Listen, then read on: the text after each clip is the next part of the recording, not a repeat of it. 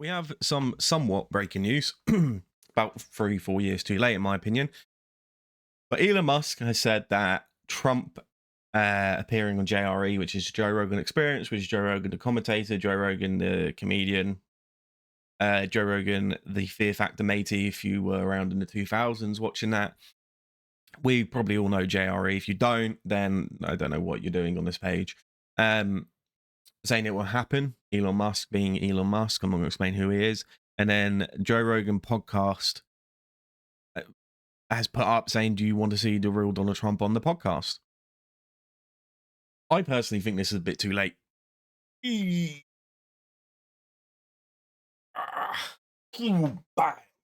Because Trump has been on many podcasts. I think he's been on Full Send for about twice. That wasn't English, but we'll go with it.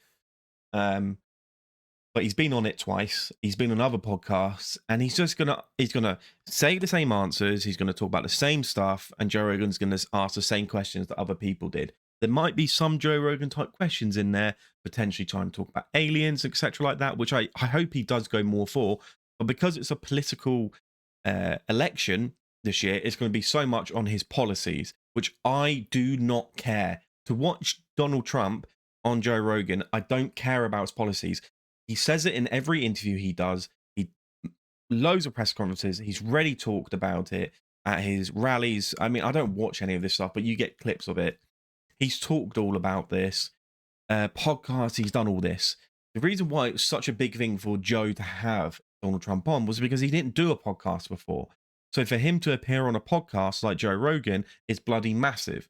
Bernie Sanders one was just incredibly boring in my eyes. But then again, it's Bernie Sanders. Joe does have some insanely good podcasts. I like the Tom O'Neill one about chaos.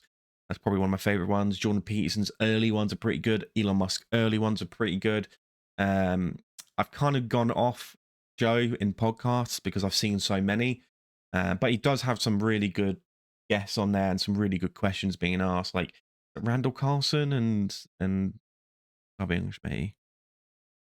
I've completely forgot. But I bought his book, read a page, and couldn't understand it. Whoever the English guy is that had the debate with the bloody top hat matey. I forgot his name. But yeah, does stuff with Randall Castle, I think, like a geologist. But yeah, I personally don't think it's going to be as good as what people think it is. I think it will be one of, if not the most viewed podcast for Joe Rogan. So it is a smart move to do because people do want to see it and there's a big interest. But I just think it's a few years late. It's a few years late. It should have been done prior to Trump going on any other podcast. I just know all the questions. He's going to say the same answers. There may be some talk about aliens, which I hope is just that type of questioning where it isn't as serious about his policies that we all know. And I know it's election year, so they're going to have to do it. But I want Trump more as a person, not as a president. I want Trump to talk about stuff he hasn't really talked about before. And it's not like the generic questions. I don't care about immigration in America. I don't care about the war. I don't care about the economy. I don't care about the Democrats. I want something that's fun. I want something that I think that'll get more support for Trump if he just came in, sat down, button undone, no tie on, no jacket on, just his shirt, and he just was relaxed, chilled. I mean, he doesn't smoke or drink. It'd be pretty cool if he did lit up a spliff, but he's not going to do that. Or light up a spliff, lit up, lit up his past tense, light up a spliff. But it's not going to be that. It's just going to be the boring old stuff. So yeah, I'm not really that excited. Someone did mention that Shane Gillis should be dressed up like Donald Trump and have him next to him. It's pretty funny, but I think Gillis will. I think Gillis would bail on that. Even if he did turn up, I don't think he'd do much. Imagine if he did his accent. He's like wrong and tried to mimic Trump, and then Trump just didn't laugh. He was like, right, okay, yeah. Anyway, immigration. Can we get this guy off? He's a bit weird. I want to talk about my policies, and then, ooh, that'd be quite a good one. That'd be quite a good one. But no, let me know down below what you think. Are you excited for the Trump podcast, or are you like me, where Trump's been on many podcasts? You know what he's going to talk about. It's just not. It's just not the same anymore. Trump's done the podcast scene. He's done it all.